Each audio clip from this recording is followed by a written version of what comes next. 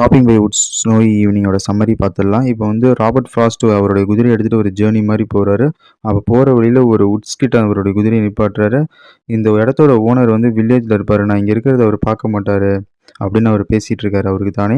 அப்புறம் அந்த சுச்சுவேஷனில் வந்து அந்த அந்த அந்த வுட்ஸில் வந்து ரொம்ப அழகாக பனி படுறத வந்து அந்த ஓனர் பார்க்க முடியாது அப்படின்னு நினைக்கிறாங்க. வந்து அந்த குதிரையை வந்து ஒரு ஃப்ரோசன் லேக்குக்கும் ஒரு வுட்ஸ்க்கும் நடுவில் நிப்பாட்டி வைக்கிறாரு. அதனால அந்த குதிரை வந்து ரொம்ப கன்ஃபியூஸாக இருக்குது. ஏன்னா அது எப்பயுமே ஒரு ஃபார்ம் ஹவுஸில் தான் நிப்பாட்டுவார். இப்போ அதோட பெல்லை ஷேக் பண்ணி if there is some mistake அப்படின்னு அந்த இப்போ இங்கே ஏதாவது தப்பு கொஞ்சம் மிஸ்டேக் இருக்கா அப்படின்னு அந்த ஹார்ஸ் வந்து கேட்குது. அதுதான் அந்த இயர்லேயே டார்க்கஸ்ட் ஈவினிங் அப்படின்னு சொல்கிறாரு.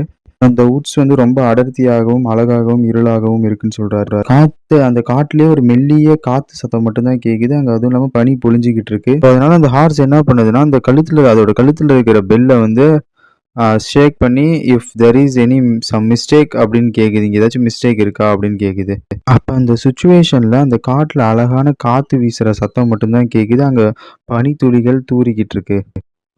அவருக்கு அந்த பிளேஸை விட்டு போகிறதுக்கு வந்து மனசு வரல. ஆனாலும் he have promises to keep. அவர் வந்து அவருக்கு நிறைய இந்த போமோட கடைசி 2 லைன் ரொம்ப ஃபேமஸ். அவர் சாகிறதுக்கு முன்னாடி தூங்குறதுக்கு முன்னாடி நிறைய இடத்த ட்ராவல் பண்ணணும்னு